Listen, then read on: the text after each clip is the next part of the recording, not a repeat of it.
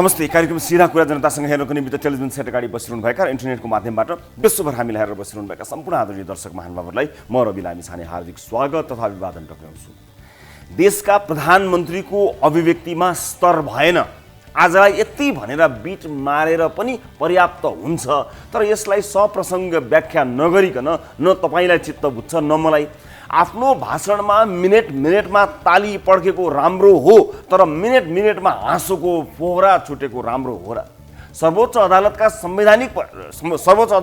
संवैधानिक परिषदले हेर्दै गरेको मुद्दामा पूर्ण आत्मविश्वासका साथ देशका प्रधानमन्त्रीले के फैसला आउँछ भन्ने कागज नै हेरेर भने जस्तो गरी सार्वजनिक टिप्पणी गरेको सही हो र? यी दुई विषयमा केन्द्रित भएर केही कुरा राख्दैछु। आजभोलि दिनदिनै प्रधानमन्त्रीले हँसाएको भिडियोहरू आउँछन्। मनोरञ्जनात्मक मोबाइल एप टिकटकमा सबका सबलाई फ्लप पारेर देशका प्रधानमन्त्रीले एक छत्र राज गरिरहेका छन्। आफ्नो पार्टीभित्रको झगडा नमिलेको कारण अलगिएका शीर्ष नेताहरूमाथिको प्रधानमन्त्रीको जोक हिजो अस्तिसम्म त फन्नी नै थियो, तर आजसम्म आउँदा चाहिँ अत्यन्त भद्दा भइसकेको छ। प्रधानमन्त्रीले अलग कित्तामा उभिएका नेतालाई तपाईँहरू शहीद भएर गएको भए श्रद्धाञ्जली दिनुहुन्थ्यो, तपाईँहरू शहीद त होइन भनेका छन्। यो चाहिँ अलि भद्दा भयो कि? हुन त प्रचण्ड नेपाल समूहको प्रदर्शनमा राष्ट्रपतिमाथि लगाइएका नारा ज्यादै निन्दनीय र भद्दा थिए, तर ती नारा शीर्ष नेताहरूले लगाएका थिएनन्, भिडमा संलग्न केहीले लगाएका थिए। कुरा दोबाटोमा उभिएको हुलको होइन, कुरा देशका प्रधानमन्त्रीको सार्वजनिक अभिव्यक्तिको हो। हलमा गुन्जिने हाँसोको फोहराले त एउटा राम्रो कमेडियनको मन प्रफुल्लित हुन्छ, हास्य कलाकारको हौसला बढ्छ।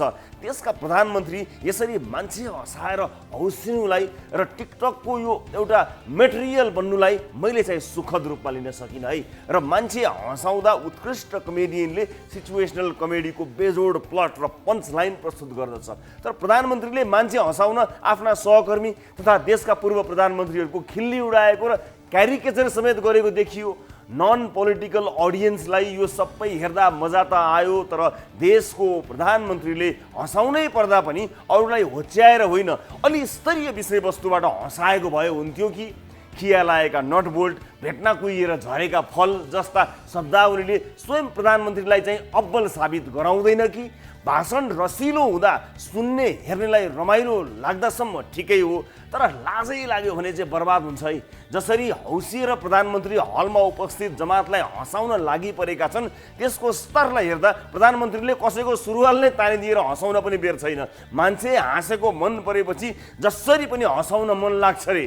विगत 2-4 दिनदेखिको प्रधानमन्त्रीको भाषणले मनोरञ्जन मात्रै दिएको छ, जनतालाई केही दिएको छैन। दोस्रो कुरा, अदालतमा विचाराधीन मुद्दाको फैसला जसरी निर्धक्क भएर प्रधानमन्त्री सार्वजनिक मञ्चबाट सुनाइरहेका छन्, त्यसले धेरैलाई चकित पारिरहेको छ। प्रधानमन्त्रीले रिपिटेडली संसद पुनर्स्थापना हुँदैन हुँदैन हुँदैन भनिरहेका छन्, चुनावको तयारीमा लागौँ भनिरहेका छन्, तर आम सामान्य लेखपढ गर्ने जनतादेखि सर्वोच्च अदालतका पूर्व प्रधान न्यायाधीशहरू समेत बहुमतले प्रधानमन्त्रीलाई संसद विघटन गर्ने अधिकार नदिएको नभएको व्याख्या गर्छन्। न प्रधानमन्त्रीले विश्वासको मत नपाएका हुन्, न अल्पमतमै परेका हुन्, न सरकार काम चलाउ हो, न प्रधानमन्त्रीले राजीनामा नै दिएका छन्। के हो त यो भन्नेमै अन्योल भइरहेको बेला प्रधानमन्त्री फुल कन्फिडेन्सका साथ हँसिलो मुद्रामा गाला पुक्क पारेर भन्दैछन्, संसद पुनर्स्थापना हुँदैन, निर्धक्क हुनुहोस्। प्रधानमन्त्रीले ताली पाउन र हँसाउन आफ्ना सहकर्मी पार्टीकर्मीलाई जेसुकै भनुन्, त्यसमा हामी गम्भीर हुन जरुरी छैन। भोलि प्रचण्डको जुङ्गाको जोक आउला, माधव नेपालको नाकको जोक आउला, प्रचण्डको फाइटको र माधव नेपालको हाइटको समेत जोक आउला। यी सब कुरामा इन्जोय गर्न सकिन्छ, तर अदालतमा विचाराधीन विषयमा पूर्ण आत्मविश्वास सहितको अभिव्यक्ति चाहिँ गम्भीर छ। प्रधानमन्त्रीज्यूलाई एउटा बिन्ती, तपाईहरूको पार्टीको झगडाको शिकार हामी आम मान्छेलाई नमनाइदिनु होला। भोलि तपाईँले गर्ने भाषणमा प्रचण्डको जुङ्गादेखि झलनाथको लुगासम्मको कुरा गरेर हँसाउनु होला, कोही बात छैन, तर 3 मिनेट जति समय खर्चेर हामीले कोरोनाको भ्याक्सिन कहिले पाउँछौँ, कुन कम्पनीको पाउँछौँ, कसरी पाउँछौँ, खरिद प्रक्रिया कहाँ पुग्यो, कसले ल्याउँदैछ, दुर्गमका जनताले कहाँ गएर खोप लगाउने जस्ता विषयमा नहँसाइकन भनिदिनु होला। यो जनताको ज्यानको सवाल हो, यसमा चाहिँ मजाक नगरिदिनु होला। भोलिको भाषण सुनेर थाहा पाऊँ कि मैले कहाँ कहिले गएर कोरोनाको भ्याक्सिन लगाउने। आउनुहोस् सुरु गरौँ जनताको चासो गुनासो र प्रश्न सहितको विशेष कार्यक्रम सीधा कुरा जनतासँग।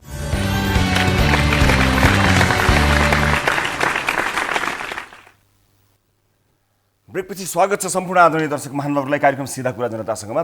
दर्शक महानुभावहरू अर्को एउटा विशेष एपिसोडका साथमा उपस्थित छौँ न्युज 24 टेलिभिजनको स्टुडियोबाट लाइभ विभिन्न विषयमा कुराकानी गर्ने क्रममा आज हामी सर्लाहीको हरिवनमा भएको एक दुर्घटनाका बारेमा कुराकानी गर्न गइरहेका छौँ। दुर्घटना भएको गाडीमा मन्त्रीज्यू हुनुहुन्थ्यो, शहरी विकास मन्त्री प्रभु शाह, र दुःखद कुरा र आश्चर्यको कुरा के भने मानिसलाई ठक्कर दिएर मन्त्रीज्यूको गाडी हिँकिएको छ, त्यहाँबाट भागेको छ। यसबारेमा रिपोर्ट प्रस्तुत गर्दै के भएको रहेछ, किन त्यस्तो गर्नुभएको भन्ने बारे बुझ्न र आम सर्वसाधारणका धेरै जिज्ञासा सोध्न अथवा प्रश्नहरू सोध्नको निमित्त आज हामी कुराकानी गर्न गइरहेका छौँ मन्त्री प्रभु शाहसँग। उहाँले आज हामीसँग कुराकानी गर्ने वचनबद्धता प्रकट गर्नुभएको छ। तपाईँहरू सबैले विभिन्न माध्यमबाट सोध्नुभएका प्रश्नको प्रतिनिधित्व गर्ने कोसिस यो रिपोर्ट प्रस्तुत गर्दै गर्नेछु आजको कार्यक्रममा। त्यसै गरी सवारी चालक अनुमति पत्र बारे त जति रिपोर्ट बनाए पनि कम हुन्छ। विशेष गरेर पछिल्लो समय अनलाइन चाहिँ नचलेको भनेर नवीकरण हुन छोडेको विषय आइरहेको छ। केही मानिसहरूको लाइसेन्सको अनलाइनमा रेकर्डै छैन भनेर नवीकरण समेत नभएको गुनासो आइरहेको परिप्रेक्ष्यमा र लाइन लाग्नु पर्दा जुन अवस्था, जुन बिजोग देखिएको छ, कसैले हेलमेट राखेर लाइन लगाएका छन्, कसैले कागजको केही राखेर, कसैले ढुङ्गा राखेर लाइनमा आफ्नो उपस्थिति जनाएका छन्। यो सबै विषयलाई लिएर आज हामी सम्बन्धित निकायसँग कुराकानी गर्न गइरहेका छौँ। सवारी चालक अनुमति पत्रसँग सम्बन्धित विषयहरू थुप्रै छन्, धेरैको गुनासोहरू रहेको छन्। त्यसै गरी रामेछापको एउटा विषय छ, मन्थलीको एउटा विद्यालयको विषय कार्यक्रममा प्रवेश गरेको छ, जहाँ 6 वर्षदेखि विद्यार्थीहरूले छात्रवृत्ति पाएका छैनन्। पुस्तकालयका लागि भनेर चेक त गएको छ, तर एउटा पनि पुस्तक नभएको जानकारी हाम्रा टिभी जर्नलिस्टले रिपोर्टिङ गरेका छन्। यसबारेमा कुराकानी गर्न गइरहेका छौँ। त्यो सँगसँगै अन्य विषयहरू पनि छन्। 13 वर्षपछि एक आमाको परिवारसँग मिलन भएको एउटा सुखद रिपोर्ट पनि आजको कार्यक्रममा छ। कार्यक्रमको सुरुवात ताली र गालीबाट गर्न गइरहेको छु। यसअघि हामीले उठाएको विषय के नेपालको राजनीति अस्थिर हुनुमा विदेशी शक्तिको हात छ भन्नेले तालीमा र छैन हाम्रो नालायकीपन हो भन्नेले गालीमा भोट गर्नुपर्ने थियो, जसमध्ये विदेशी शक्तिको हात छ भन्दै 34.82% अर्थात् 2527 जनाले तालीमा भोट गर्नुभएको छ भने हाम्रो नालायकीपन हो भन्दै 65.18% अर्थात् 4730 जनाले गालीमा भोट गर्नुभएको छ। हामीलाई भोट गर्नु हुने मध्ये अधिकांशलाई लाग्दछ कि विदेशी हस्तक्षेप भन्दा पनि हाम्रो नालायकीपन बढी जिम्मेवार छ। अब ताली र गालीका लागि आजको विषयलाई सठिक विषयको रूपमा मैले यहाँहरू समक्ष राख्न गइरहेको छु। आजको विषय यस प्रकार रहेको छ, प्रधानमन्त्रीका पछिल्ला अभिव्यक्ति ठिक छन्। प्रधानमन्त्रीका पछिल्ला अभिव्यक्ति ठिक छन् भन्नेले तालीमा र ठिक छैनन् भन्नेले गालीमा भोट गर्नुहोला। भोट गर्नका लागि हाम्रो पात्रको मोबाइल एप्लिकेसनमा जानुहोला, होम पेजमा रहेको ताली गालीमा क्लिक गरी भोट गर्न सक्नुहुनेछ र यसमा भोट गरी सार्वजनिक चासोको विषयमा आम सर्वसाधारणको धारणा जान्न मद्दत गर्नुहोला र भोटिङ सुरु हुन्छ। अब कार्यक्रमको विषयवस्तुतर्फ लिएर जान चाहन्छु दर्शक महानुभावहरू। शहरी विकास मन्त्री प्रभु शाह सवार गाडीको ठक्करबाट सर्लाहीमा एकजना घाइते भएका छन्। पूर्व पश्चिम राजमार्गको हरिवनमा मन्त्री शाह सवार ना 3842 नम्बरको गाडीको ठक्करबाट स्थानीय 35 वर्षीय बच्चु तामाङ घाइते भएका हुन्। तामाङको खुट्टा र कम्मरमा चोट लागेपछि उनलाई उपचारका लागि अस्पताल भर्ना गरिएको छ। यता मन्त्री शाहको गाडीले ठक्कर दिएको भिडियो सामाजिक सञ्जालमा भाइरल भइरहेको छ। भिडियोमा गाडीले ठक्कर दिएको स्पष्ट देख्न सकिन्छ। घाइतेका परिवार र आम सर्वसाधारणले प्रश्न भने गरिरहेका छन्, मन्त्री जस्तो गरिमामय पदमा बसेको व्यक्ति ठक्कर दिएर भाग्न मिल्छ? यो प्रश्न गरिरहेका छन्। मन्त्री शाह गाडीको गाडीले ठक्कर मानिसलाई दिइसकेपछि त्यो गाडी भागेको स्थानीयहरूले समेत बताएका छन् र भिडियो पनि आइसकेको छ। यस विषयमा मन्त्री शाहको जवाफ पनि सुन्नेछौँ। पहिला रौतहटबाट टिभी जर्नलिस्ट बालविक्रम कार्कीले पठाएको यो रिपोर्ट हेर्नुहोस्। पहिले यो दृश्य राम्ररी हेर्नुहोस्। शनिबार दिउँसो करिब 12 बजीतिर सर्लाहीको हरिवन नगरपालिका 11 स्थित हरिवन बजारको पूर्व पश्चिम राजमार्गमा पश्चिमबाट पूर्वतर्फ जाँदै गरेको ना 3842 नम्बरको यो गाडीले यसरी पैदल यात्रीलाई ठक्कर दिन्छ। गाडीको ठक्करबाट पैदल यात्रु उछिटिन्छन्। ठक्कर दिने गाडी केही बेर बिस्तारै हिँड्छ र एकैछिनमा भुइँकिन्छ। दुर्घटनापछि यसरी गैर जिम्मेवार तरिकाले भाग्ने अरू कोही नभएर शहरी विकास मन्त्री प्रभु शाह थिए। मन्त्रीको गाडीको ठक्करबाट लालबन्दी नगरपालिका 10 का 35 वर्षीय पुच्चे तामाङ घाइते भएका थिए। उनलाई स्थानीयले तुरुन्तै अस्पताल पुर्याए पनि दुर्घटना गराउने सवारी चालक तथा सवार मन्त्रीले व्यवस्था गरे। उहाँ चाहिँ आएपछि ठ्याक्कै उताबाट यता रोड क्रस गर्दै हुन्थ्यो अनि गाडीले ठ्याक्कै हानेपछि अनि ठ्याक्कै त्यहाँ क्रडजोमा भयो। क्रडजोमा भएपछि चाहिँ अलिकति त्यहाँको पब्लिकहरूले चाहिँ गाडी साइड लाउनु हुने चाहिँ ठाउँ दिएपछि उहाँ यहाँबाट सिधै हिँड्नु भएको। अब अगाडि चाहिँ के त 38-62 गाडी नम्बर हो, झन्डावाला गाडी छ। हामी चाहिँ हरियोन चोकमा थियौँ, ड्याममा आवाज आयो। आवाज आएपछि पछाडि फर्किँदा एउटा मान्छे चाहिँ रोडबाट उतापट्टि उत्तर साइडतिर लड्दै थियो अनि गाडी अलिकति स्लो भयो। गाडी स्लो भएर फेरि चाहिँ गाडीले स्पिड लिएर चाहिँ पूर्वतिर लाग्यो। स्थानीय स्वाभिमान अस्पतालमा उपचार भइरहेका उनको दाहिने खुट्टाको हिप, घुँडा तथा कुर्कुच्चाको जोरीमा चोट लागेको छ। राइटपट्टिको हिप जोइन्ट र एङ्कल जोइन्टमा चाहिँ चोट लागेको देखाएको छ र फ्र्याक्चर चाहिँ छैन, लिगामेन्ट टियर छ र अहिले उहाँको अवस्था सामान्य नै छ। मन्त्री शाह गृह जिल्ला रौतहटबाट महोत्तरीको बर्दिवासतर्फ पार्टीको गाडीमा जाँदै गर्दा दुर्घटना भएपछि जिम्मेवारी वहन गर्नुको सट्टा आफू चढेको गाडीबाट झुकिएर लडेको दाबी गर्दै सञ्चार माध्यमले अतिरञ्जित गराएको तथा प्रहरीले आफूलाई सुरक्षा नदिएर अफवाह फैलाएको गैर जिम्मेवार तर्क गर्दै फेसबुकमा स्टाटस लेखेका छन्।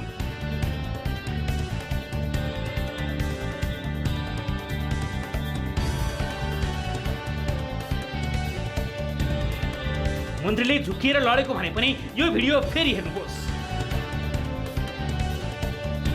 दुर्घटना भएपछि घाइतेलाई अस्पताल लग्नुको साटो भागेर अझ गैर जिम्मेवार जवाब दिनुले मन्त्रीमा मानवता हराएको घाइतेकी खुल्यामा गीता पाखरिनको गुनासो छ। अनि अहिले यहाँ आएर सुन्दाखेरि बुझ्दाखेरि त त्यस्तो आफ्नो सरकारमा बस्ने मान्छे त्यस्तो भएर अनि जनताको सेवा गर्नुपर्ने मान्छेले झन् त्यसरी नै हिँडेपछि अरूले त के गर्ला। कुनै पनि सवारीले कसैलाई ठक्कर दिएमा घाइतेलाई अस्पताल लैजाने पहिलो प्राथमिकता हुन्छ। त्यसपछि घाइतेको सम्पूर्ण उपचार ठक्कर दिने सवारी धनीले बेहोर्नु पर्ने हुन्छ। तर मन्त्री शाहले समाचार आएपछि आफ्ना प्रतिनिधिलाई अस्पताल पठाए पनि घटनास्थलमा भने गैर जिम्मेवार बनेका छन्।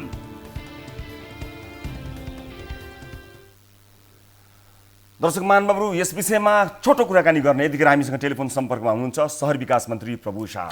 मन्त्रीज्यू नमस्ते, स्वागत छ यहाँलाई कार्यक्रममा।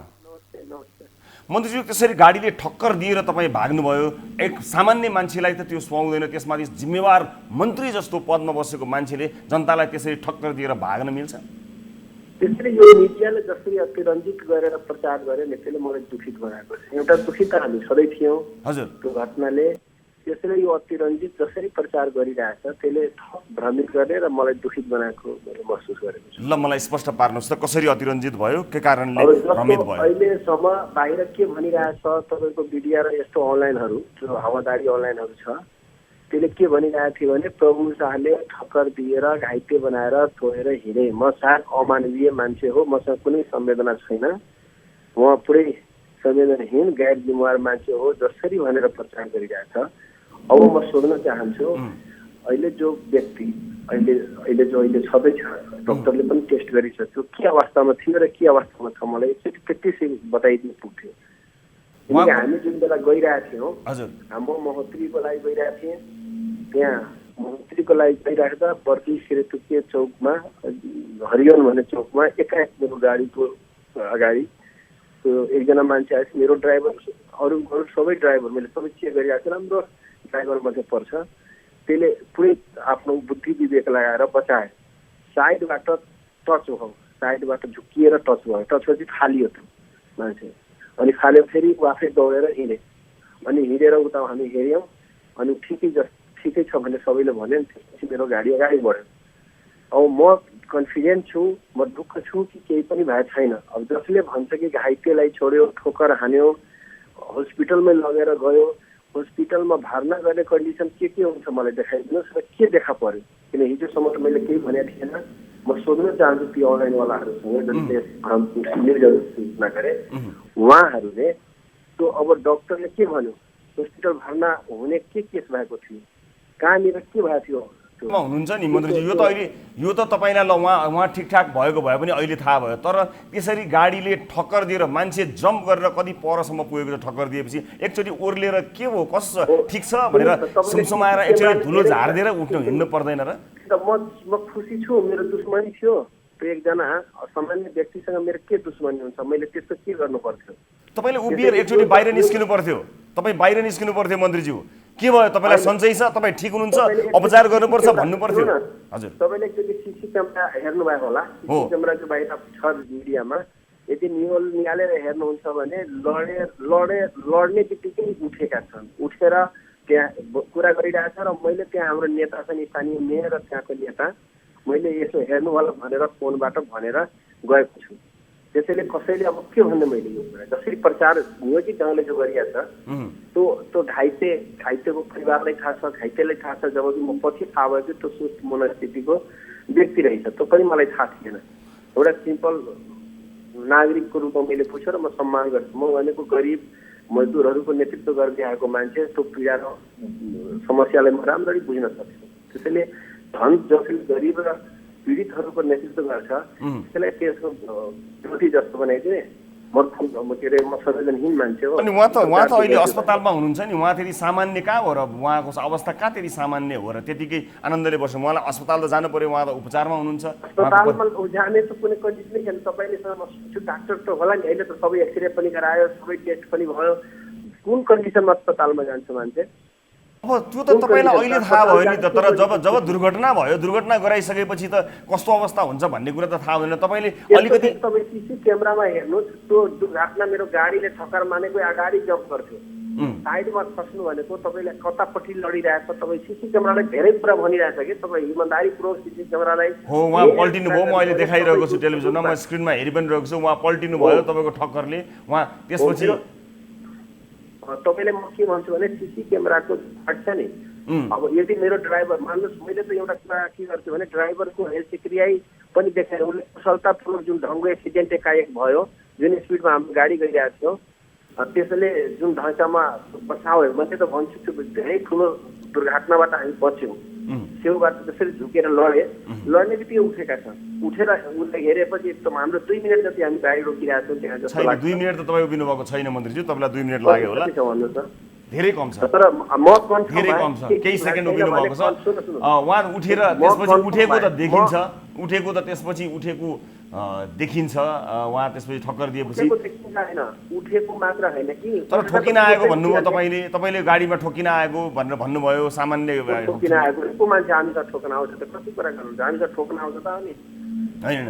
तर मेरो पनि ऊ जानी बुझी ठोक्ने पनि होइन, मैले जानी बुझी ठोक्ने पनि होइन, यो दुर्घटना हो, बिल्कुल हो। तर एउटै कुरा चाहिँ के भने तपाईँले जानी बुझी ठोक्न गयो भने पनि सही होइन, त्यो व्यक्ति पनि मेरो गाडीमा जानी बुझी आयो भने पनि सही होइन।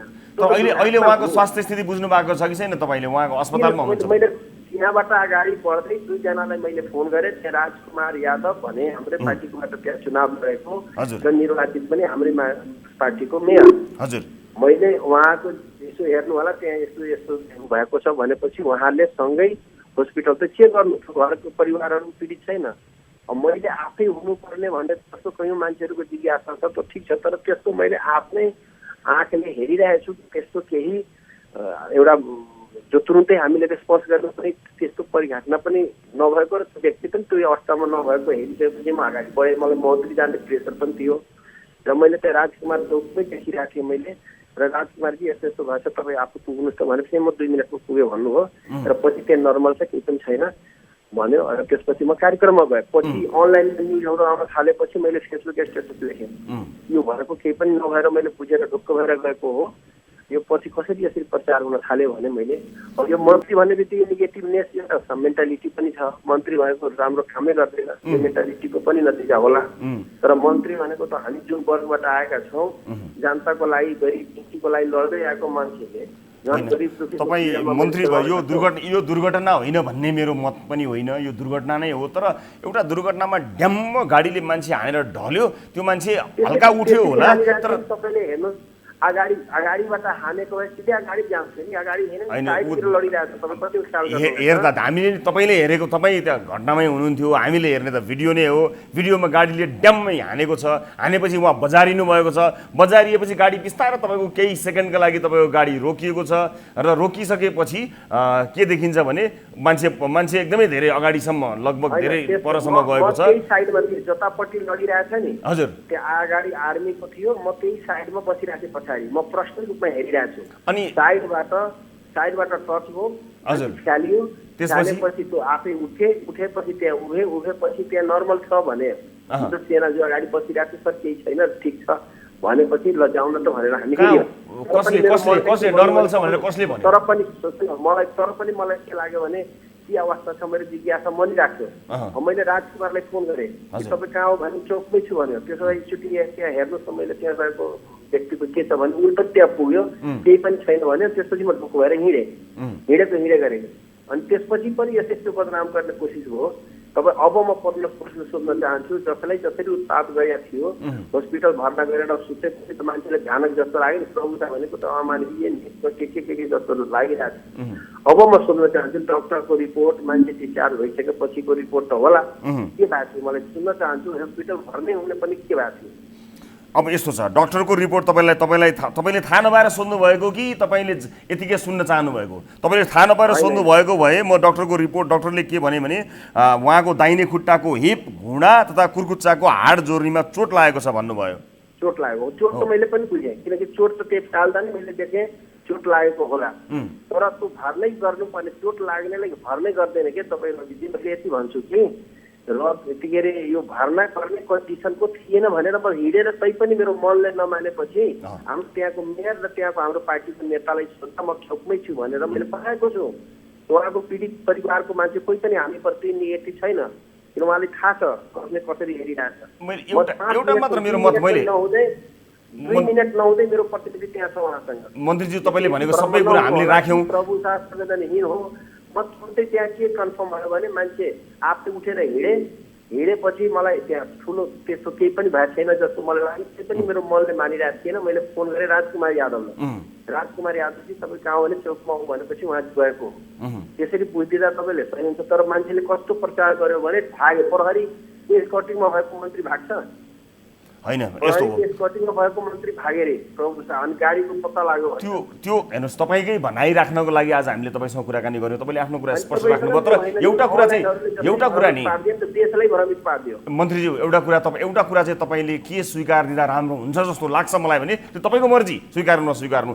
त्यसरी घाइते भएको मान्छे उहाँ उठ्नुभयो जराकजुरुक हुनुभयो त्यो आफ्नो ठाउँमा छ होला तर एकपटक बाहिर आएर के भयो कसो भयो के छ ठिक छ भनेर एकपटक बाहिर निस्किदिएर ल ठिकै रहेछ भनेर 1-2 मिनट समय लगाएर जानुभएको भए देखिन्थ्यो एउटा मानवीयता देखिन्थ्यो। के भयो ठिक छ सबै ठिक छ उठ्यो हिँड्यो ल हिँड्यो हतार भयो भनेर हिँडिदिएको जस्तो देखिएन त होइन यस्तो भयो कि गाडी ठोकेर मान्छे लडेर उठिसकेपछि हामीलाई जो मनमा जो थियो नि गाडी ठोक्यो भने जस्तो परेको थियो तर एक त छेउबाट लागेको थियो भने त्यही छेउमा बसिरहेको छ त तपाईँको जो सिसिटिभीले धेरै कुरा देखायो। म आफै यस्तो हो भनेपछि तपाईँलाई त्यो गाडीबाट 1 मिनट बाहिर निकाल्नको लागि उहाँ ठुलै घाइते हुनुपर्ने थियो कि उहाँको ज्यान जानुपर्ने थियो कि के थियो त? सामान्य ठक्कर लाग्दा पनि के भयो तपाईँलाई भनेर भन्न त सकिन्थ्यो होला नि भनेर मैले दुर्घटनाको म अन्यथा मानेकै छैन त्यो अपेक्षालाई माने हो त्यसलाई त तपाईँले स्वीकार दिए के जान्छ र यो जित मैले तपाईँलाई जित्नु अथवा मैले त होइन त्यसलाई त मैले अन्यथा मानेको छैन। यतिसँगको अपेक्षालाई त मैले नाइ भनेकै थिएन। त्यो कमजोरी त मान्नु पर्यो नि तपाईँले। आफै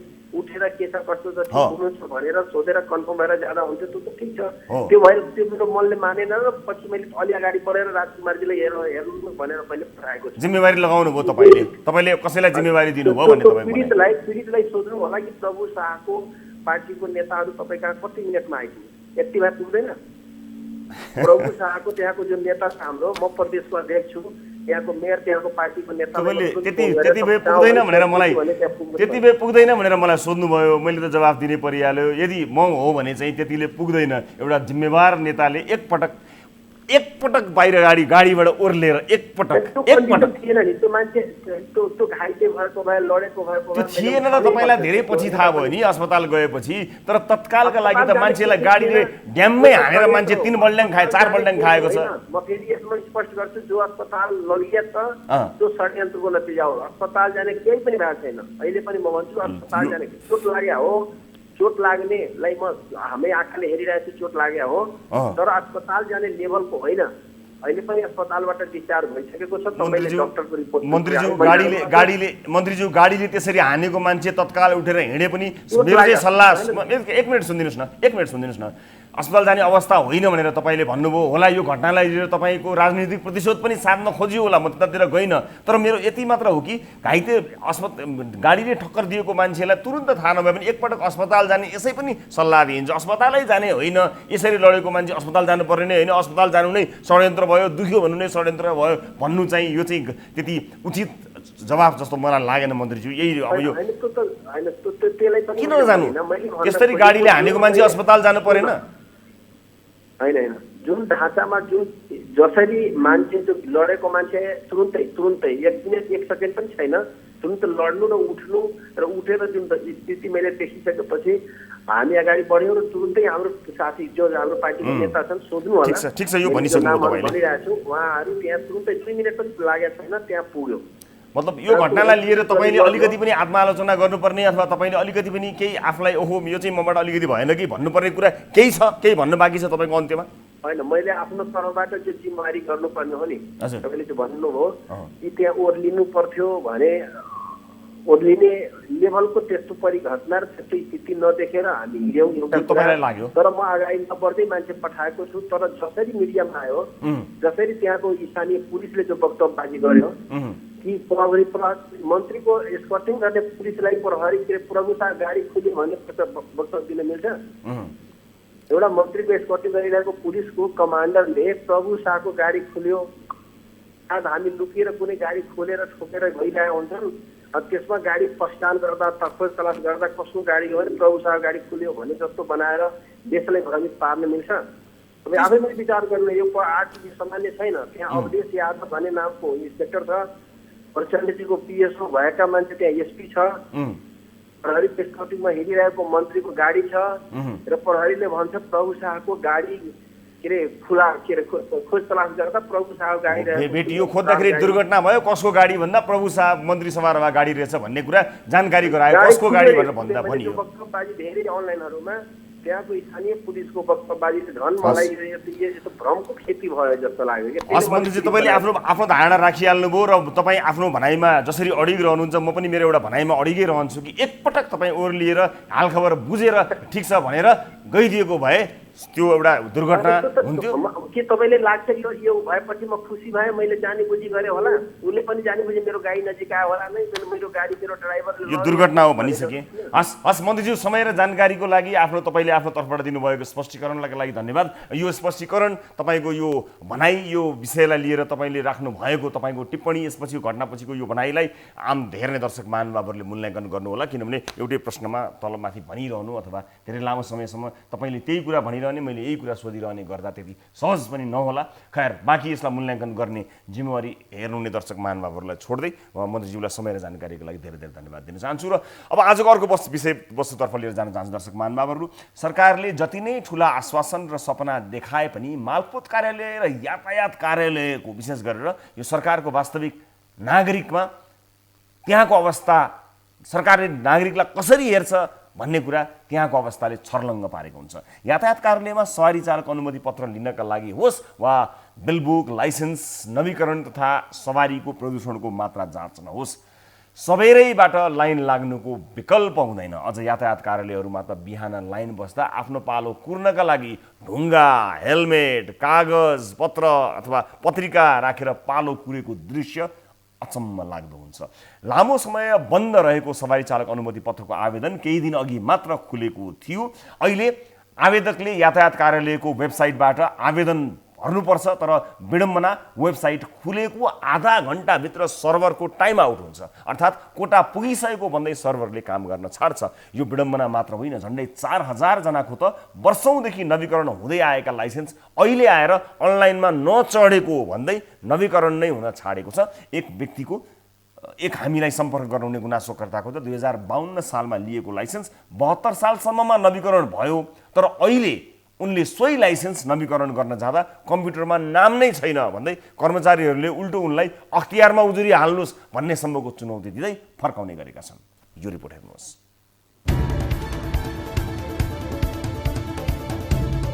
सवारी साधन नवीकरण गर्नका लागि स्वयम्भूको सानो भर्याङमा रहेको यातायात व्यवस्था कार्यालयमा लाइन बस्दा थाकेपछि मानिसहरूले आफ्नो पालोमा ढुङ्गा, कागज, हेलमेट जस्ता वस्तु राखी आफ्नो स्थान ओगटेको यो दृश्य केही साता अघिको हो।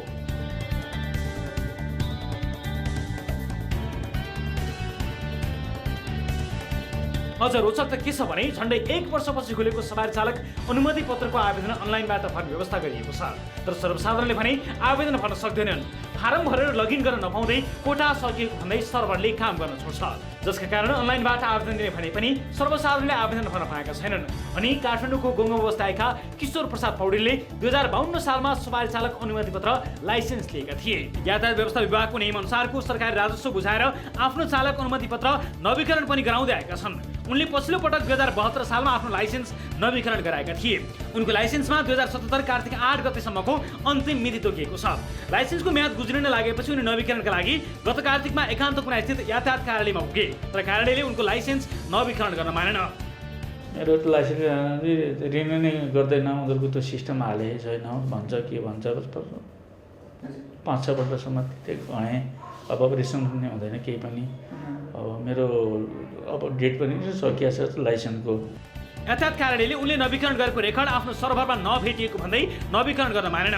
आफूले नवीकरण गरेपछि लाइसेन्समा नै 2077 कार्तिक 8 गतेसम्मको अन्तिम मिति लेखिएको छ, तर सोही कुरा रेकर्डमा छैन भन्दा पौडेल अचम्ममा परे। हाम्रो खालि त्यो सिस्टममा नै हालिदिएको छैन, अब हालिदिन्छौँ हामी। अब त्यो विभागबाट चाहिँ नि गर्नुपर्छ, अनि आएर तपाईँहरू आउँदै गर्नुहोस् भन्छ। अब त्यहाँ 5-6 वर्ष त्यहाँ जाँदाखेरि पनि हाकिमले चाहिँ के अरे रेस्पन्स नै केही गरेन, समझदार कार्य भन्ने हुनुहुन्छ उहाँ। त्यसपछि पौडेल आफ्नो समस्या लिएर यातायात कार्यालय एकान्त कुनाको सबै कोठा पुगे, तर कतैबाट पनि समाधान मिलेन। त्यहाँका कर्मचारी एकपटक विभागमा बुझ्न भने उनी विभागमा पनि पुगे, तर विभागले सबै अधिकार कार्यालयले नै भएकाले विभागबाट केही नहुने भन्दै फर्काइदियो। पौडेल फेरि एकान्त कुना कार्यालयमा फर्किए। उनले कार्यालय प्रमुखलाई समाधानका लागि अनुरोध गर्दा उनले उल्टो आफूले केही गर्न नसक्ने बताउँदै अख्तियारमा उज्रिहाल्न भन्दै अचम्मको सुझाव दिए। यो पनि हेर्नुहोस्। सरहरूले यो कारणले यस्तो यस्तो भएको रहेछ, यो छैन भनेर दिनु पर्यो नि। त्यहाँनिर अख्तियारमा हाल्नु न, अख्तियारमा हाल्नु पर्यो नि। अख्तियारमा किन हाल्छौँ भनेको, तपाईँहरूले पाइएन भनेर हाल्नुहोस् न, हामी किन हाल्ने भनेको। अब यो हजुरहरूले लेखेर दिनु भयो नि, हामी दिएन भनेर तपाईँहरू हाल्नुहोस् न। कार्यालय प्रमुखको जवाफले पौडेल निराश हुँदै फर्किए। यहाँ पौडेल एक प्रतिनिधि पात्र मात्र हुन्। यातायात कार्यालय एकान्त कुनाका कम्प्युटर शाखाका कर्मचारी माधव मिश्रका अनुसार पौडेलको जस्तै रेकर्ड नभेटिएका मानिसहरू 4000 को हाराहारीमा छन्। यस्ता लगभग अब हाम्रो टेन्टेटिभ त्यो रेन्जको हेर्दाखेरि चाहिँ 3000-4000 छन् जस्तो लाग्छ। 3000-4000? हजुर हजुर। त्यसको बारेमा हजुरहरूलाई कुनै परिपत्र अथवा विभागबाट त्यस्तो केही निर्णयहरू आएको छैन होइन त अहिलेसम्म? छैन। पौडेलको लाइसेन्समा सरकारी छाप, सरकारी स्वीकारी, तत्कालीन कार्यालय प्रमुखको हस्ताक्षर समेत छ, तर त्यसको आधारमा कार्यालयले उनको लाइसेन्स नवीकरण गर्न तयार छैन। कार्यालयले उनको रेकर्ड हराइदिँदा किशोर पौडेल जस्तै 4000 मानिसले अनाहतमा सास्ती खेपिरहेका छन्। दर्शक महानुभाव, यस विषयमा कुराकानी गर्न टेलिफोन सम्पर्कमा यतिखेर हुनुहुन्छ यातायात व्यवस्था विभागका महानिर्देशक गोगन हमाल। सर नमस्कार, स्वागत छ यहाँलाई कार्यक्रममा। नमस्ते हजुर, नमस्कार। अब सवारी चालक अनुमति पत्र सम्बन्धित धेरै प्रश्नहरू छन्। एउटा गुनासोबाट सुरु गर्छु। यो धेरैको गुनासो, एउटा प्रतिनिधि गुनासो हो। 52 सालदेखिको सवारी चालक अनुमति पत्र लिएको मानिसको तपाईँहरूको कार्यालयले नै 77 कार्तिक 8 गतेसम्मको लागि भनेर भ्यालिड भनेर दिएको छ, अनि त्यसलाई नवीकरण गर्न जाँदाखेरि रेकर्डमै छैन, सिस्टममै छैन भनियो। अब यो त अचम्म भयो। अनि भरि विभागबाट कार्यालयमा जानु, यहाँबाट त्यहाँ जानु हुँदा उहाँलाई अख्तियार जानु, सिस्टममा छैन, जानुहोस् अख्तियार जानुहोस् भनेर समेत भनियो। हामीले त्यस्तो देखायौँ। त्यस्तो पनि हुन्छ र सर? होइन, त्यस्तो चाहिँ अब खासै नहुनु पर्ने हो। अब पुरानो चाहिँ हाम्रो सिस्टम चाहिँ यो ड्राइभिङ लाइसेन्स भन्ने एउटा सिस्टम थियो, डिएल भन्छौँ त्यसलाई हामीले। र त्यो ड्राइभिङ लाइसेन्स चाहिँ बाट हाम्रो चाहिँ नयाँ सिस्टम चाहिँ इडिएल, इलेक्ट्रोनिक ड्राइभिङ लाइसेन्समा हामी रूपान्तरण भयौँ होइन। त्यो रूपान्तरण हुने क्रममा केही चाहिँ सवारी चालकहरूको छुटेको हुन सक्छ होइन, डाटा माइग्रेसन गर्दाखेरि चाहिँ छुटेको हुन सक्छ। अब त्यो कार्यालयले, सम्बन्धित कार्यालयले जारी गर्ने हो, र कार्यालयले चाहिँ हेरिसकेपछि यदि छुटेकाहरूको उनीहरूको रिजल्ट सिट हुन्छ, ढट्टा हुन्छ होइन। अब किनभने 2-2 चोटि त उनीहरूको 3-3 चोटि त नवीकरण गरिसकेको पनि हुन्छ। त्यो सबै चिज हेरेर कार्यालयले चाहिँ तपाईँको रिन्यू गरिदिनु पर्ने हुन्छ। यदि उसलाई चाहिँ त्यो सिस्टममा गाह्रो भयो भने उसले आवश्यक डकुमेन्ट सहित चाहिँ चिठी लेखेर विभागमा पठाउनु पर्ने हुन्छ। त्यसरी आँखा पनि छन्, हामीले गरि पनि रहेका छौँ। त्यसरी आयो भने उनीहरूले गर्न नसक्ने अवस्था भयो भने आवश्यक डकुमेन्ट सहित पठायो भने हामीले चाहिँ गरिदिन्छौँ। अब यो कुराको जानकारी भनौँ न, यो सर्कुलर यो तपाईँले जुन भन्नुभयो यो व्यवस्था, यसको सर्कुलर तपाईँहरूले सबैतिर सबै कार्यालयहरूलाई पठाउनु भएको छ कि छैन, कि सबैलाई थाहा छ कि छैन? त्यो अहिलेको कुरा होइन, यो त तपाईँको 2071 सालतिर डिएलबाट इडिएलमा गएको हो। त्यतिखेरैबाट चाहिँ समस्याहरू आउने, समाधान हुँदै जाने हो। हजुर। अनि मलाई लाग्छ त्यस्ता चाहिँ व्यक्तिहरू अझै पनि, जस्तै कि अहिले उहाँ जानुभयो, उहाँलाई थाहा भयो नि त होइन, कोही चाहिँ 71 सालमै गएको मान्छे। हजुर। अनि तपाईँको चाहिँ 72 सालमा उसको डेट सकिने छ भने उसले 72 सालमा थाहा पायो, त्यतिखेर समस्या समाधान भयो होइन। उहाँको त अस्ति भर्खरसम्म डेट रहेछ, उहाँको त्यो चाहिँ डिएलबाट इडिएलमा चाहिँ डाटा माइग्रेसन भएको रहेनछ। त्यो कार्यालयले बुझेर त्यसको सम्बन्धी आवश्यक डकुमेन्टहरू त्यो चाहिँ हामीले चाहिँ यो ढड्डामा हुन्छ, रिजल्ट सिट प्रमाणित गर्नुपर्ने हुन्छ। त्यही त कार्यालय त उहाँलाई तपाईँ अख्तियार जानुहोस् भनेर पठाउँछ। त्यो त अब त्यो गैर जिम्मेवारीपन गर्नु हुँदैन। एउटा जिम्मेवार चाहिँ कार्यालयकरण भइसकेपछि पब्लिकको समस्या समाधान गर्नुपर्ने हुन्छ। हजुर सर। अनि तपाईँले अहिले टिभीमा देखाएको मान्छेसँग मसँग फोनमा कुरा पनि भएको थियो। म चाहिँ आज बिदामा बसेको थिएँ, घरमै थिएँ। हजुर। र उहाँलाई चाहिँ यो चिजहरू ल्याएर चाहिँ कार्यालयले गर्न नसक्ने हो भने विभागमा ल्याएर आउनुहोस्। तर तपाईँ मात्र आएर भएन, किनभने विभागले लाइसेन्स जारी गर्ने होइन, कार्यालयले नै जारी गर्ने हो। कार्यालयले जारी गरेको आवश्यक प्रमाणसहित तपाईँ चाहिँ चिठी ल्याएर आउनुभयो भने विभागले गर्नुपर्ने टेक्निकल सहयोग गरि नै हाल्छ। नाचिनु होला, तपाईँले 2-3 चोटि रासो तिरिसकेको मान्छे तपाईँको पक्का पनि लाइसेन्स चाहिँ ओरिजिनलै होला भन्ने हाम्रो अनुमान हो। तर त्यसको लागि त कार्यालयले त डकुमेन्ट दिनु पर्यो नि भनेर चाहिँ उहाँलाई मैले सम्झाइ बुझाइ गरेर फोनबाटै पठाएको छु। अब यो त भइहाल्यो, यस्तो यो एउटा प्रतिनिधि घटना, यस्ता धेरै समस्या आएकाहरू छन्, धेरै मान्छेको विभिन्न ठाउँमा गुनासो गरिरहेका छन्। अनि यो लाइनको जुन अघि नै भनिहालेँ नि, यो मैले अघि भने नि डिएलबाट इडिएलमा आउँदाखेरि त्यस्ता केही व्यक्तिहरूको छुटेको छ, त्यसलाई हामीले आवश्यक डकुमेन्ट हेरेर अगाडि गर्ने गरेका छौँ। अब तपाईँहरूको अनलाइनको पनि कुरा, म सबैसँग कुराकानी भएको बेलामा धेरैले भएका समस्या कुराकानी गर्छु। अनलाइनमा केही समयपछि नै तपाईँहरूको सर्भरले लोड लिँदैन कि सर्भर डाउन भनिन्छ कि, अथवा त्यो जति कोटा हो त्यो कोटा पुगिसकेको भनेर भनिन्छ। मान्छेहरू लाइन लागिरहेका हुन्छन्, कागज राखेर, ढुङ्गा राखेर, हेलमेट राखेर, बिजोग लाइन। तपाईँहरूले पनि त्यो तस्बिरहरू देख्नुभएको होला सामाजिक सञ्जालमा। यसलाई व्यवस्थित गर्नको लागि के ठुलै आविष्कारै गर्नुपर्ने हो कि सर? यो सामान्य लाइनको व्यवस्थापन अथवा कोटा सिस्टम, दिनमा यतिजनाले लाइसेन्स लिनु अनलाइनमा, अनि मात्र टाइमै लिन मिल्छ, यति बजेर यति मिनटमा आउनुहोस् भन्न मिल्छ। कहाँ पुगिसक्यो दुनियाँ सर? अब हामी लाइनमा हेलमेट राखेर बिजोग हेरेर बस्ने होइन। तपाईँले चाहिँ एकदमै राम्रो क्वेसन सोध्नुभयो। हजुर। त्यसको लागि तपाईँलाई म विशेष धन्यवाद दिन चाहन्छु। हजुर। किनभने अब जनताले अलिकति प्रश्न बुझ्नुपर्ने पनि हुन्छ। यहाँ दुईवटा कुरा चाहिँ हामी भन्नुपर्ने हुन्छ। पहिलो कुरा चाहिँ जो अहिले तपाईँले टेलिभिजनमा देखाइरहनु भएको जुन चाहिँ हेलमेटको लाइन साइन भन्ने थियो, त्यो चाहिँ तपाईँको त्यो कार्यालयमा अहिले चाहिँ हामीले करिब चाहिँ अस्ति मङ्गलबारबाट मात्रै हामीले नयाँ लाइसेन्सको सुरुवात गरेका छौँ होइन। करिब यो कोभिडको कारणले गर्दाखेरि करिब हामीले 10 महिना जति बन्दै गर्नुपर्ने भयो सिस्टम होइन। तर चाहिँ नवीकरण चाहिँ चालु गर्नुपर्छ भनेर करिब हामीले साउनबाटै सुरुवात गऱ्यौँ होइन। अब यो कार्यालयको चाहिँ अहिले सबै कार्यालयहरू प्रदेश मातहत भइसकेको अवस्था हो। अहिले विभाग अन्तर्गत छैनन्, विभाग चाहिँ सङ्घीय सरकार अन्तर्गत छ। जे जति कार्यालयहरू छन् सबै कार्यालयहरू प्रदेश सरकार अन्तर्गत छन्। अब हामीले अहिले टेक्निकली सपोर्ट उहाँहरूलाई गरिरहेको हो। कार्यालयलाई हामीले निर्देशन दिने, ह्युमन रिसोर्स दिने अथवा उहाँलाई आवश्यक बजेट दिने हाम्रो दायित्वभित्र पर्दैन, त्यो प्रदेश सरकारले गर्नुपर्ने हुन्छ। र हामीले प्रदेश सरकारका सम्बन्धित मन्त्रीदेखि लिएर सचिवहरूसँग कोर्डिनेसन पनि गरिरहेछौँ। यही समस्या पऱ्यो भने हामीलाई भन्नु होला, तर यसको दायित्व चाहिँ तपाईँहरूले लिने हो भनेर भनिरहेको अवस्था छ। र विशेष गरी यो लामो समयसम्म चाहिँ खुलेको पनि हुनाले कोभिडको कारणले गर्दाखेरि रिन्यू गर्न नपाएका हुनाले चाहिँ त्यो कार्यालयले सम्बन्धित कार्यालय आवश्यक जनशक्ति थप्नु पर्यो नि त। मान्छे छैन भने त जनशक्ति थप्नु पर्यो, अथवा चाहिँ प्रदेशले एक ठाउँबाट गर्न सकिँदैन भने अर्को ठाउँबाट दिनु पर्यो, मल्टिपल ठाउँबाट दिनु पर्यो। नसकिने भन्ने कुरै छैन नि होइन। अब करिब तपाईँको चाहिँ तपाईँलाई जानकारीमा होला चाहिँ करिब 2 वर्षदेखि मान्छेले लाइसेन्स पनि नपाएको अवस्था थियो, स्मार्ट लाइसेन्स। र अब मैले आफैले आफ्नो बखान गर्न त के होला र, म विभागको महानिर्देशक भएर आइसकेपछि करिब 8 लाख लाइसेन्स चाहिँ हामीले ब्याकलग चाहिँ यो करिब 3-4 महिनामा क्लियर गऱ्यौँ। अहिले तपाईँलाई भदौ असोजसम्मको कुनै पनि लाइसेन्सको चाहिँ नागरिकको लाइसेन्स चाहिँ स्मार्ट लाइसेन्स प्रिन्ट हुन बाँकी छैन। असोजसम्मको छुटेको त अलिअलि पुरानो छुटेको जस्तो पनि हुनसक्छ 200-400, तर सबैको प्रिन्ट भएर हामीले कार्यालयमा चाहिँ पठाइसकेका छौँ। अहिले कार्यालयमा हेर्ने पनि लाइसेन्स त्यो चाहिँ लिनेको ठुलो भिडभाड छ, त्यो पनि कार्यालयले म्यानेज गर्नुपर्ने हुन्छ। र अर्को कुरा रिन्यू गर्नेहरूको हकमा पनि म्यानेज गर्नुपर्ने हुन्छ। एउटा त जनशक्ति कम छ, अर्को कुरा सँगसँगै अहिले तत्कालै विगत चाहिँ तपाईँको 10 महिनादेखि नखुलेको लाइसेन्स चाहिँ हामीले खुलाएका छौँ र त्यसरी खुलाउँदाखेरि करिब करिब चाहिँ हाम्रो अनुमानमा चाहिँ देशभरि 7-8 लाख चाहिँ नयाँ चाहिँ लाइसेन्स दिने मान्छेहरू क्युमा हुनुहुन्छ होइन।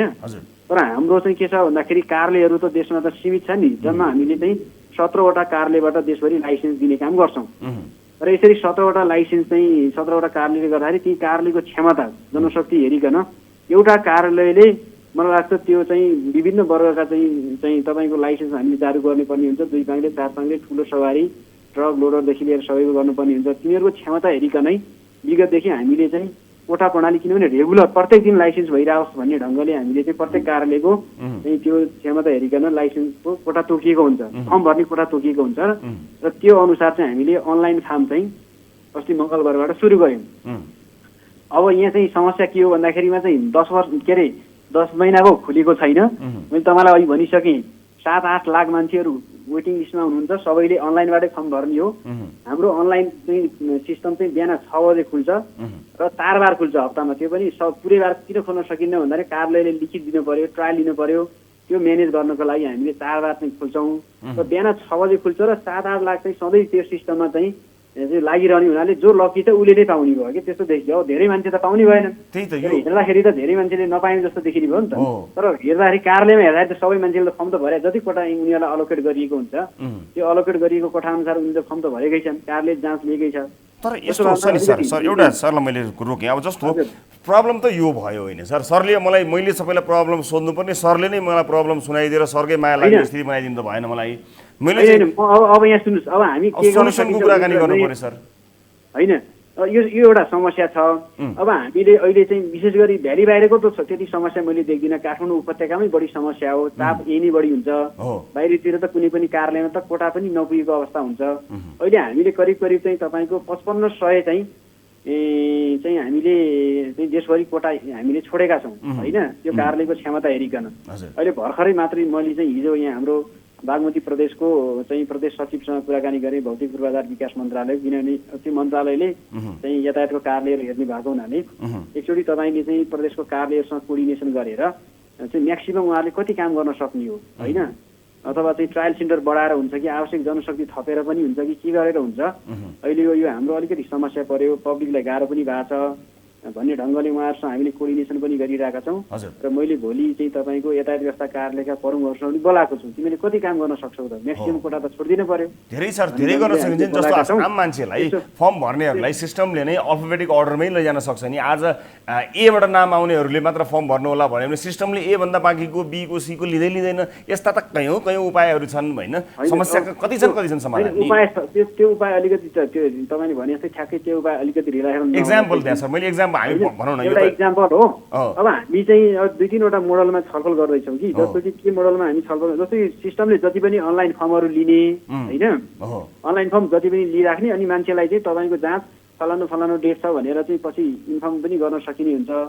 यसको चाहिँ बेफाइदा चाहिँ के हुन्छ भन्दाखेरि तपाईँको चाहिँ अनलिमिटेड हामीले एक्सेस दियौँ भने एउटा कार्यालयलाई 1 हप्ता भरेको फर्मले वर्षभरि जब पुग्छ होइन। त्यो त डिस्ट्रिक्ट छुट्याउन सकियो नि त, ठाउँ छुट्याउन सकियो। कहाँ एउटा मान्छेले त्यही पोर्टलमा गएर एउटै साइटमा पनि त्यसलाई चाहिँ डिभाइड अन्त अरू साइटतिर जाने जस्तो कुनै प्रदेश अनुसारको अलग गर्न सकिएला, जिल्ला अनुसार। हजुर, प्रत्येक कार्यालय प्रत्येक प्रदेश अनुसार फरक पनि हुन्छ। व्यक्तिले आफूलाई जहाँ पाएको पर्छ त्यही कार्यालयबाट फर्म भर्न मिल्ने व्यवस्था गरिएको हुन्छ होइन। एउटै कार्यालयमा फर्म भर्ने पनि होइन, आफूलाई जता पाएको पर्छ त्यही फर्म भर्ने नै हो होइन। त्यो चाहिँ सिस्टममा अलरेडी गरिएको छ।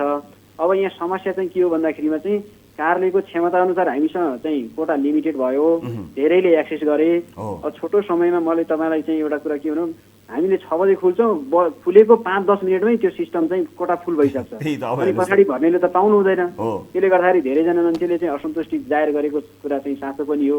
हामीले त्यस्ता मान्छेको रेस्पोन्स गर्ने पनि गरेका छौँ।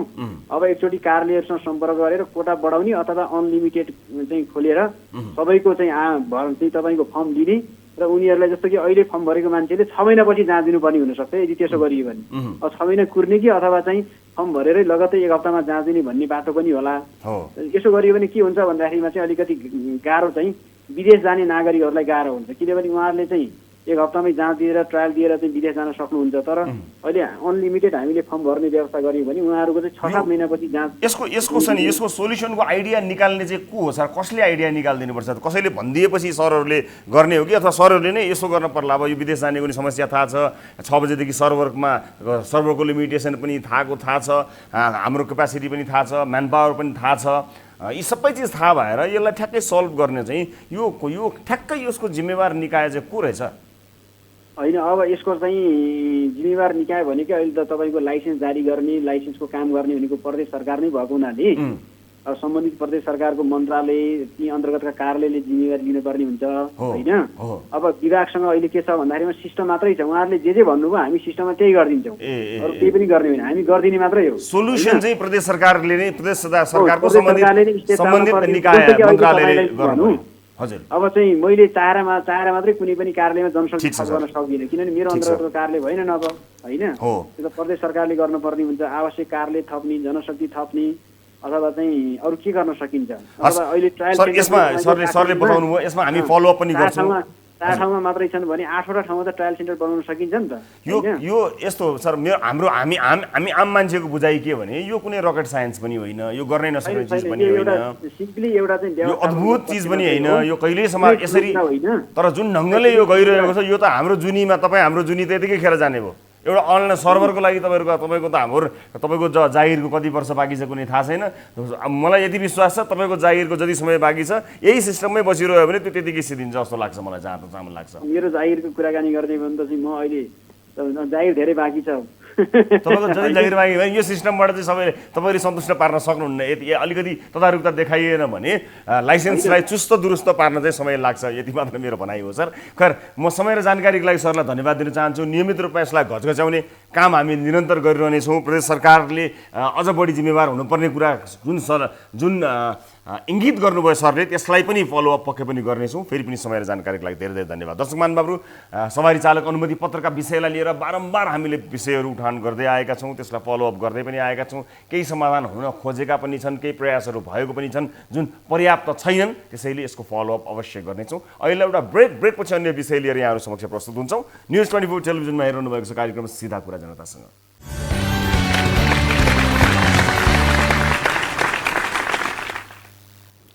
ब्रेकपछि स्वागत छ सम्पूर्ण दर्शक महानुभावहरूलाई कार्यक्रम सिधा कुरा जनतासँगमा। दर्शक महानुभावहरू, अब आजको अर्को विषयतर्फ लैजान्छु यहाँहरूलाई। आर्थिक अभावकै कारण विद्यालय शिक्षाबाट कोही नछुटुन् भनेर सरकारले गरिब, असहाय तथा दलित विद्यार्थीहरूका लागि वर्षेनी लाखौँ रुपियाँ सामुदायिक विद्यालयमा छात्रवृत्तिका लागि पठाएको हुन्छ। विद्यार्थीले कापी कलमसँगै पोसाक तथा खाजा खानाको खर्च गर्न सकुन् र नियमित विद्यालय आउन् भन्ने सरकारको नीति हो। तर रामेछापको मन्थली नगरपालिका 9 को स्थानपति माध्यमिक विद्यालयमा भने 6 वर्षदेखि विद्यार्थीले छात्रवृत्ति पाएका छैनन्। त्यति मात्र होइन, विद्यालयमा पुस्तकालय निर्माणका लागि पुगेको बजेट समेत विद्यालयका प्रधानाध्यापकको नाममा चेक काटेर भुक्तानी त भएको छ, तर पुस्तकालयका नाममा एउटा पुस्तक पनि खरिद गरिएको छैन। साथै कक्षा कोठा सुधारका नाममा गएको बजेट समेत विद्यालयमा खर्च भएको छैन। यस विषयमा रामेछापबाट टिभी जर्नलिस्ट युवराज श्रेष्ठले पठाएको यो रिपोर्ट हेर्नुहोस्। रामेछापको मन्थली नगरपालिका 9 पुराना गाउँमा रहेको स्थानपति माध्यमिक विद्यालयमा 6 वर्षदेखि छात्रा र दलित विद्यार्थीका लागि आएको छात्रवृत्ति विद्यालयका प्रधानाध्यापक रामबाबु गिरीले हिनामिना गरेको पाइएको छ। साथै विद्यालयमा माध्यमिक पुस्तकालयका लागि आएको बजेट समेत हिनामिना भएको छ। स्थानपति माध्यमिक विद्यालयले 6 वर्षदेखि छात्रवृत्ति वितरण गरेको छैन। 2072 सालदेखि आफ्नो छात्रवृत्ति नपाएको विद्यार्थीहरूको गुनासो छ। छात्रवृत्तिको पैसा पाएको भए हामीले ड्रेसहरू किन्थ्यौँ र हामीले किन्नुपर्ने ड्रेसको पैसाले नयाँ पुस्तक किनेर धेरै धेरै ज्ञानहरू हासिल गर्थ्यौँ। दलित भत्ता बजेट आउँदो रहेछ, पोषण भत्ता, त्यो अझसम्म कसले चलाएको हामीलाई थाहा पनि छैन र भर्खर थाहा भएको आउने रहेछ भन्ने पनि। विद्यार्थी र अभिभावकले छात्रवृत्तिको बारेमा खोज गर्दा छात्रवृत्तिको पैसा विद्यालयको लागि जग्गा खरिदमा खर्च भएको जवाफ पाउने गरेका छन्। बच्चाको छात्रवृत्ति पैसा खोइ भन्न होइन, हाम्रो पर रामबाबु सरले भन्नुभयो यो पैसा आएको छ र यो पैसा खर्च भयो। केमा खर्च भयो भन्दाखेरि हामीले जग्गा किन्यौँ। दलित बालबच्चा सबै गरिब घर परिवार कुनै पनि यस्तो ठाउँमा बसेका छौँ। हामीले पाएनौँ, 2-3 वर्ष भइसक्यो हामीले पाएका छैनौँ। हामीले पाउन पाएदेखि हाम्रो अलिक नयाँ उमङ्ग लिएर नै हाम्रो पढ्ने एउटा हौसला बढ्थ्यो। बुबा कोही एकातिर छन् कता काठमाडौँबाट यस्तै पुरानाको दुःखमा पनि हामीले पाएनौँ। छात्र र दलित विद्यार्थीको नाममा आएको छात्रवृत्ति मात्र होइन, माध्यमिक पुस्तकालय स्थापनाका लागि मन्थली नगरपालिका मार्फत गएको 6,50,000 र कक्षा कोठा व्यवस्थापनका लागि आएको 1 लाख रुपियाँ समेत प्रधानाध्यापक रामबाबु गिरीले अपचलन गरेका छन्। यस्तै विद्यालयमा विज्ञान परीक्षाका लागि सामग्री खर्चका लागि आएको 2 लाख रुपियाँ बजेट समेत प्रधानाध्यापक गिरीले अपचलन गरेको अभिभावकको आरोप छ। 2 वर्ष पहिले विज्ञान प्रयोगशालाका लागि सामग्री खरिद गर्न प्रधानाध्यापक गिरीकै नेतृत्वमा खरिद समिति बनेको थियो, तर अहिलेसम्म सामग्री खरिद भएको छैन, तर रकम भने भुक्तानी भइसकेको छ। पुस्तकालय व्यवस्थापनका लागि आएको 6,50,000 रुपियाँ बजेट गएको असारको 31 गते प्रधानाध्यापक रामबाबु गिरीले चेक मार्फत भुक्तानी लिएका थिए, तर अहिलेसम्म पुस्तकालयको कुनै पनि सामग्री खरिद गरिएको छैन। 6,50,000 तुरन्त हामीलाई देखाउनु पर्यो अभिभावक भेला बोलाएर, र त्यो 6,50,000 को यो 6-7 महिनाको ब्याज सहित त्यो पैसा हामीलाई चाहियो। विद्यालय प्रशासन भने गैर जिम्मेवार जवाफ दिएर पन्छिने कोसिस गरेको छ। सहायक प्रधानाध्यापक दिलबहादुर अछामीले आफूलाई कुनै जानकारी नभएको बताए। छात्रवृत्ति भने दिन बाँकी वर्षहरूको एकमुष्ट दिने अछामीले बताएका छन्। मैले भर्खरै प्राप्त जानकारी अनुसार, जुन एउटा चाहिँ छलफल भएअनुसार चाहिँ अब विद्यार्थीहरूलाई विगत जुन वर्षदेखि छात्रवृत्ति दिएको थिएन त्यो छात्रवृत्ति चाहिँ अब दिने भन्ने खालको कुरो चाहिँ सुनेको छु। मन्थली नगरपालिकाले भने तत्कालै छानबिन गरेर कारबाही गर्ने बताएको छ। छात्रवृत्तिसँग सम्बन्धित भएर र पुस्तकालय यो अघिल्लो आर्थिक वर्षमा खरिद गरेर पुस्तकालय राख्नुपर्ने कुराको सन्दर्भमा हिँड्न भएको कि भन्ने गुनासाहरू फोन मार्फत आएको छ।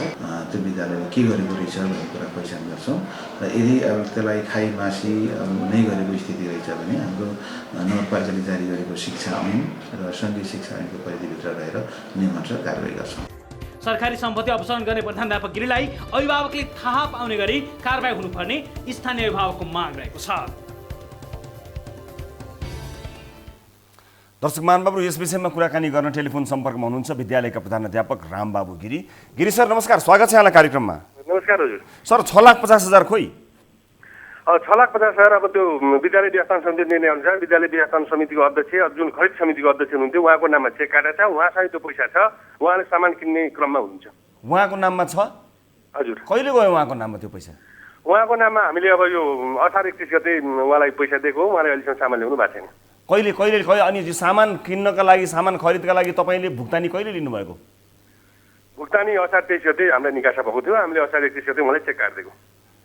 अनि कति महिना यो होल्ड भयो, कति समय होल्ड भयो त्यो पैसा? अब होल्ड भयो, त्यसपछि उहाँलाई हामीले पटक पटक सामान ल्याउन अनुरोध गर्दा पनि उहाँले चाहिँ अब कोरोना लाग्यो, अलिकति बन्दाबन्दी भयो। त्यसपछि हाम्रो बास टिएलसीमा थियो, हाम्रो एडिबीबाट भवन बन्दै थियो। हजुर।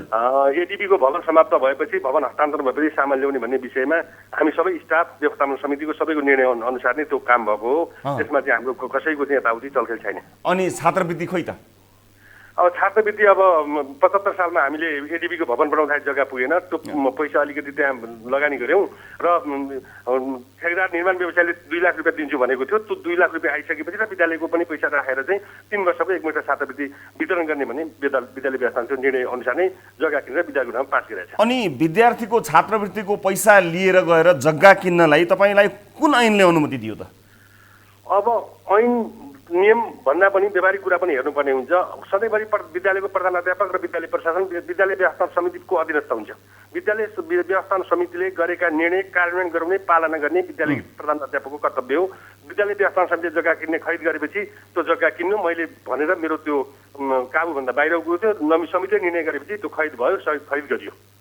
ए भनेपछि त्यो कुनै ऐन नियम होइन, तपाईँलाई लाग्यो तपाईँको आफ्नो विचारले गर्नुभयो। यसमा विद्यार्थीहरूले व्यवस्थापन समितिको निर्णयले त प्रधानाध्यापकले विद्यालय व्यवस्थापन समितिको निर्णय पालन गर्ने, कार्यान्वयन गराउने एउटा चाहिँ त्यो हो नि त। यो बिचमा विद्यार्थीको पठन पाठनको कुरा, विद्यार्थीका कपडा किन्ने कुरादेखि लिएर जति पनि विद्यार्थीलाई उपलब्ध गराउनु पर्ने कुरा थियो, लाइब्रेरीको समेत भनेर पैसा आएको, एउटा पुस्तक पनि नभएको कुरा, यी सबै गौण भए।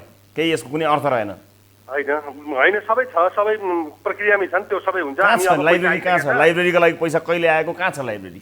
लाइब्रेरीको पैसा हामीले खरिद समिति बनाएर खरिद समितिको संयोजनलाई चेक काटिसकेका छ। टिएलसीको मैले हजुरलाई भनिसकेँ, टिएलसीको बचाइ थियो। कहिले तपाईँले कहिले लिनुभयो र तपाईँले कहिले चेक काट्नुभयो?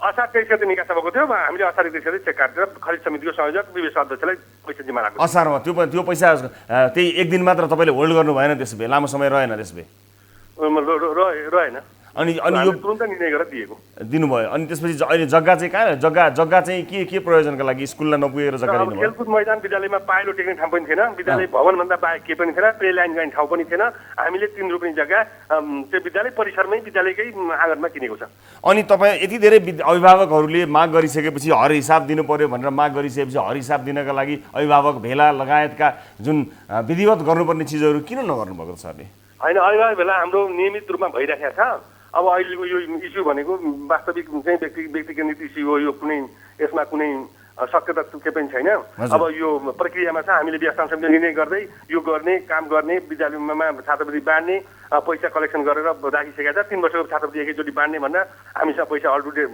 टु डेट छ 1 दिनभित्रमा छात्रवृत्ति बाँडिन्छ अनि यो बिचमा त्यो पैसा कसैले चलाएको तपाईँ या कसैले चलाएको केही त छैन होला नि के चलाउनु भयो कि ब्याजमा कतै लगाउनु पो भयो कि विद्यालयलाई फाइदा हुन्छ भनेर न ब्याजमा पो लाग्यो कि पैसा होइन त्यस्तो छैन त्यस्तो छ भने हामी पनि यथार्थ सत्य तथ्य छानबिन गरियोस् भनेर हामीले पनि नगरपालिकालाई पत्राचार गरेका छौँ नगरपालिकाले चाहिँ छानबिन गर्ला तालुका अदालतले छानबिन गर्ला कुनै दोषी प्रमाण भेटेर कुनै दोष छ भने त्यसको प्रचलित कानुनअनुसार हामी त्यसको सजाय हरैसम्म सजाय भोग्न तयार छौँ यसमा कुनै बदमासी भएको छैन तर सहायक प्रधान अध्यापकज्यूलाई सबै थाहा नहुने कस्तो निर्णयहरू तपाईँको उहाँलाई त खासै थाहा यसबारेमा जानकारी छैन रहेछ छात्रवृत्तिको बारे भने उहाँले चाहिँ एकमुष्ट दिने कुरा चाहिँ उहाँले बताउनु भयो तर उहाँलाई पनि थाहा नहुने भने तपाईँलाई मात्र थाहा हुने कस्तो होइन मलाई मात्र थाहा हुने भन्दा नि अब उहाँले विद्यालयमा भर्खर नयाँ आउनुभएको मलाई त्यो विषयमा थाहा छैन उहाँ भर्खर सर्व भएर आउनुभएको अरूलाई सबैलाई थाहा छ यो बारेमा अरूलाई सबैलाई थाहा छ किन यस्तो गुनासो आएको तपाईँप्रति के रिस गरे कि तपाईँले धेरै राम्रो काम गरेर तपाईँलाई षड्यन्त्र गरे कि इगोइजममा केन्द्रित छ यो व्यक्तिहरू इगोइजममा केन्द्रित छ हामी सब कुनै बदमासी भएको छैन मैले अघि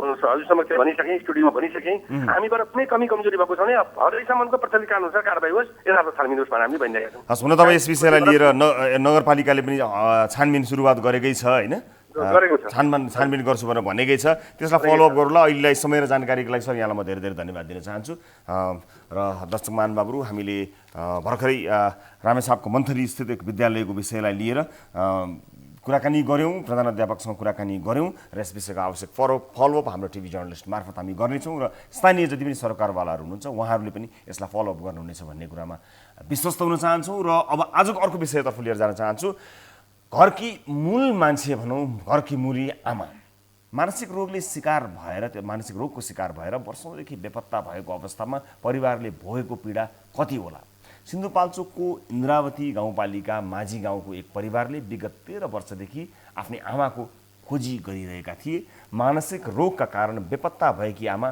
कतै भेटिएनन् तर केही दिन अघि गाउँमा बेपत्ता भएकी उनी गाउँ फर्कँदै छिन् भन्ने खबर पुग्यो अनि शनिबार सामाजिक अभियन्ताहरूले उनलाई औषधि उपचार सहित घर पुर्याए घर परिवार र गाउँलेहरूसँग उनले 13 वर्षपछि भेटेकी थिइन् सबैमा देखिएको खुसीसहित पुनर्मिलनको यो प्रेरणादायी रिपोर्ट प्रस्तुत गर्न चाहन्छु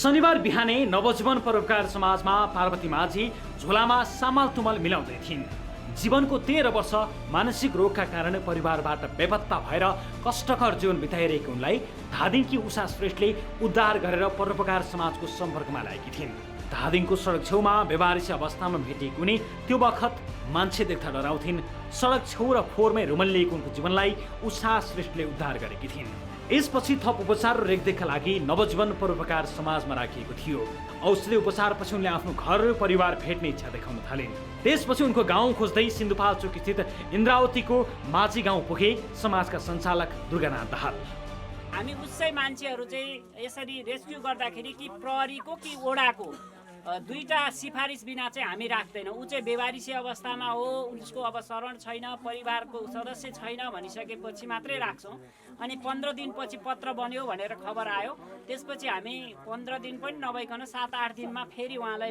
लिन गयौँ अनि लिन गइसकेपछि हामीले नवजीवनमा ल्यायौँ अनि उहाँलाई चाहिँ जहिले बाबु मलाई घर लगिदेऊ भन्ने बिहानै बेलुका शनिबार पार्वतीलाई गाउँमा स्वागत गर्न उनका छोराछोरीसँगै गाउँलेहरू भेला भएका थिए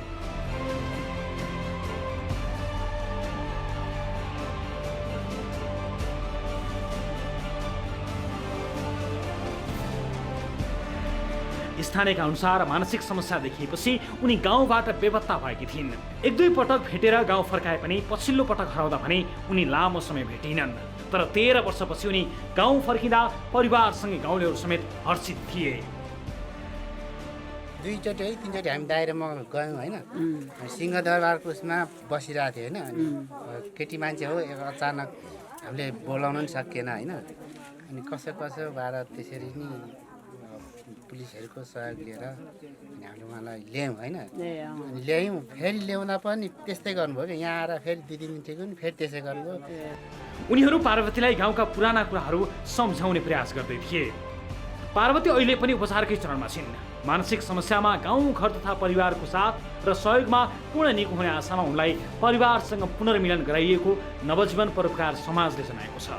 विभिन्न कारण मानसिक रोगको शिकार भएर सडकमा पुगेका व्यक्तिहरूलाई उद्धार गरी उपचारसँगै पुनर्मिलन गराउने काम प्रशंसनीय छ।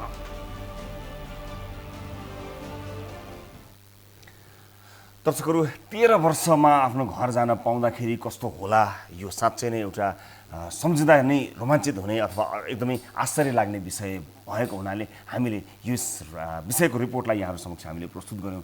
13 वर्ष भनेको अत्यन्त लामो समय हो। सिङ्गो गाउँ र सिङ्गो परिवारका लागि यो हर्षको विषय हो। यसै गरी परिवारहरूको पुनर्मिलनको कथाहरू पनि यहाँहरू समक्ष बाँड्न पाइयोस् भनेर यो सानो रिपोर्ट यहाँहरू समक्ष प्रस्तुत गरेका हौँ। यो सँगसँगै आजको लागि कार्यक्रमको निर्धारित समय यहीँ समाप्त भएको छ। थप न्युजका लागि हाम्रो वेबसाइट www.news24nepal.com मा जानुहोला। साथै हामीलाई फेसबुक, ट्विटर, युट्युबमा पनि फलो गर्न सक्नुहुनेछ।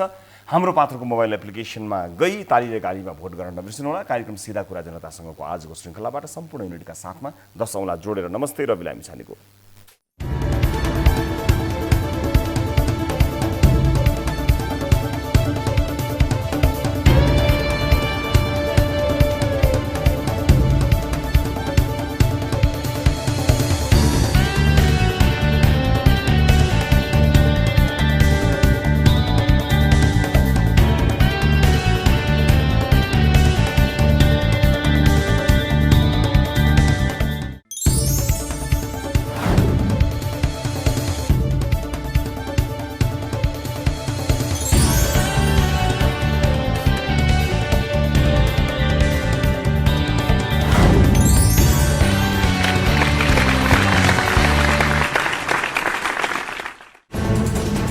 कोरोनाले सृजना गरेको सङ्कटमा पल पलका न्युज अपडेट र हर क्षेत्रको कभरेजका लागि न्युज 24 नेपाल युट्युब च्यानललाई सब्स्क्राइब गर्नुहोला।